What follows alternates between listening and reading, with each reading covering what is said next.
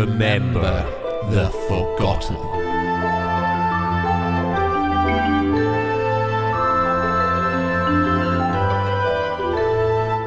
Chapter 16.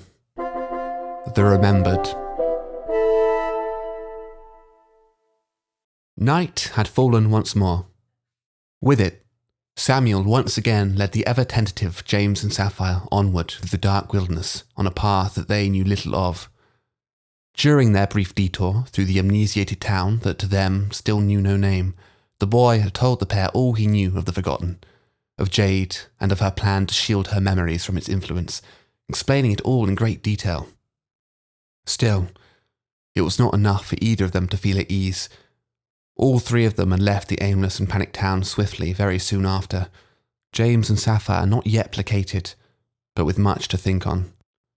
However, despite it all, unspoken questions were still left unanswered, and the grip of uncertainty seemed to be closing in by the hour. Now, James and Sapphire followed but a dozen feet behind Samuel as he led them forward through the grass. The forest ahead had broken out now, splitting open and leaving them walking across a long, wide and uneven clearing that offered an open view of the night sky. That sky was almost pitch black now, save for the few pale, wispy clouds stringing along before the full moon. James's breath was visible in front of him, and his exposed arms felt icy in the midnight chill. Not as icy as the silence, however, for that indeed felt cold enough to freeze him to death. The sounds of boots trudging along patchy grass and the occasional shuffling of a backpack were the only sounds available to be heard, and they sounded all the louder for it. James was drawn out of his almost meditative stupor by the realization that, ahead of him, Samuel had slowed to a stop. His still figure from behind, unmoving and staring slightly upwards, felt unnerving. "What is it?" James asked, breaking the silence at last. Samuel remained still, his contemplative expression basking in the pale light of the moon. "I think we should set up camp," he eventually called back. "It is bloody cold," murmured Sapphire, turning to face James. "And it's probably only going to get worse." "We should set up a fire tonight as well," Samuel continued, sounding more confident than usual. "We're far away enough by now for it to be safe. I'm sure of it." James met Sapphire's uncertain gaze with one of his own. Sucking the air in through his teeth, he let out a large sigh and then began to remove his backpack. After placing it down on a patch of grass, he then heavily and exhaustedly lowered himself into a cross-legged position and proceeded to stare gruffly at the ground in front of him with tired breaths. Meanwhile, Sapphire watched Samuel as the boy stepped forward onto a small rise in the earth, closing his eyes and facing down at the forest with those same strange, slow motions, which she now knew meant that he was locating the Forgotten. As his arms limply returned to his body after several quiet moments, he eventually turned to face the other two again. "I can make the fire if you'd like," he called, his increased confidence all but gone. James's eyes rose as he lazily looked towards Samuel, an expression that was somehow both intimidating and pathetic. "I suppose it couldn't hurt," he shrugged. "Maybe we should go check out the surroundings," Sapphire suggested to James. "See if we can't find some dry wood to keep it going all night." "You can do that," James yawned. "I'll just stay here and—" He was cut off as Sapphire's elbow not so subtly jammed into his side. "I think," she quietly growled, "that we'd best go together." James looked up at her as she nodded her head subtly towards Samuel, who was beginning to gather up stones for a fire pit. "I see," he then stiffly growled back in understanding and annoyance. "Yes, I suppose we'd best." Pushing himself to his feet with a heavy groan, James stretched his arms high for a moment and then began moving forward. Sapphire followed closely behind, looking then to Samuel as she passed by him. "We'll be back as soon as we can. Make sure the fire's ready, or we might freeze to death." The boy nodded absent-mindedly, gathering his stones and watching as James and Sapphire soon disappeared out of view over the hilly terrain.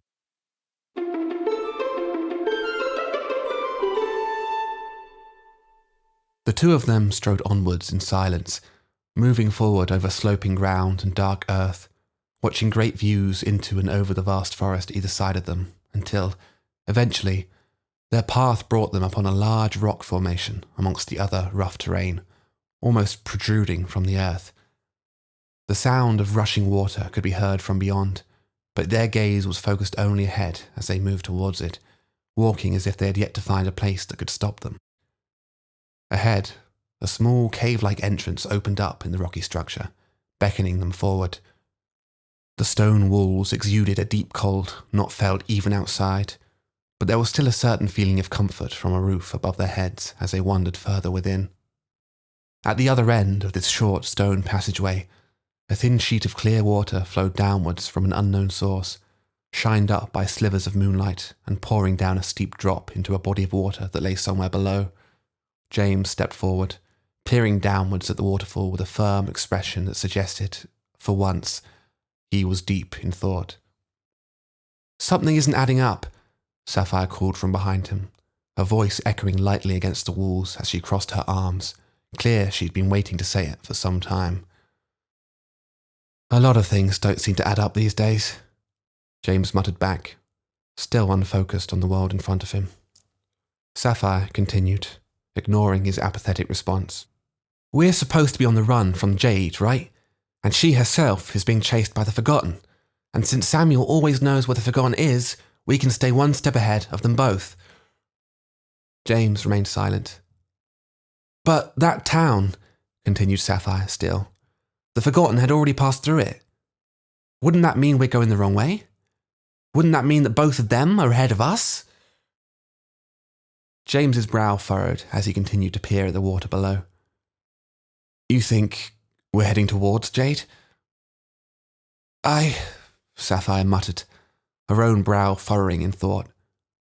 "But that wouldn't make any sense. Keeping this eye away from her is the whole reason we're doing all of this."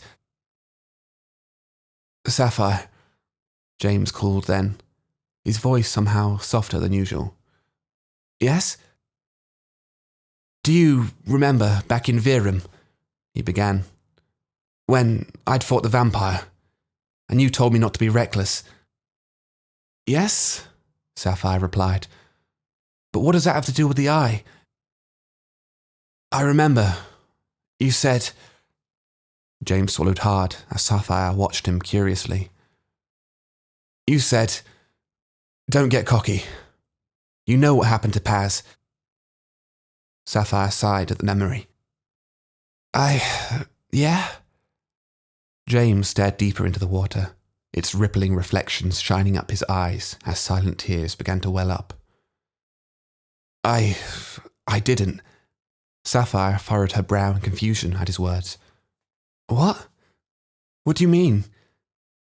"I didn't know what happened to Paz," reiterated James, voice cracking slightly.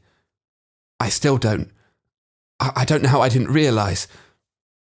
His words trailed off at the end, as did the strength in his voice, and perhaps his thoughts too.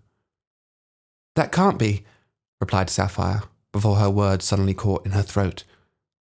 A moment passed in silence. A dizzying silence, as if both their very souls were shuddering. I remember it like it was yesterday," she eventually finished. But you don't, do you?" James slowly turned around to face his friend, streaks of tears barely visible on his fierce but trembling face. "Neither of us do," he told her. "Neither of us know how he died." "But," Sapphire splurged, "how can that be? How?" "The Forgotten," growled James, gutturally, as his expression began to turn bitter. "We've been staring at these people who've forgotten everything. We spoke to them like they were mad, like they were the ones confused, and all along, we've been walking around not even realizing that we're the same as them. Worse even. At least they knew that they'd forgotten, but we somehow managed to convince ourselves that nothing had changed, that everything was normal. Who's telling just how much we've forgotten? What we've forgotten? Even who we've forgotten?"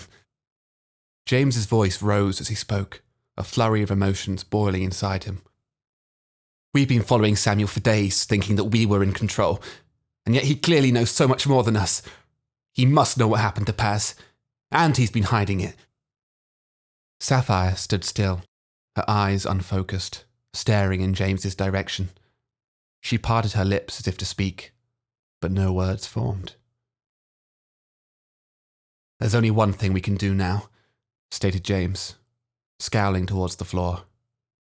"I'm going to look into that damned eye." "You can't," blurted out Sapphire, louder than she was expecting. "It's dangerous, isn't it?" "And whose word do we have to take for that?" sneered James, pacing slightly around where he stood. "Samuel's fooled us for long enough. I'm looking." James reached his hand down to his belt, expecting to grip the familiar pouch in which the eye resided. This time, however, he was met with an empty belt loop. As he peered down at his empty belt with an expression of stupor, Sapphire looked on in confusion. "James?" Without taking a breath, James turned around and suddenly stormed towards the exit of the cave, his pace quickening with every footfall. Sapphire's stupor finally began to release as she tentatively followed after him, anger and confusion rising to the forefront of her emotions.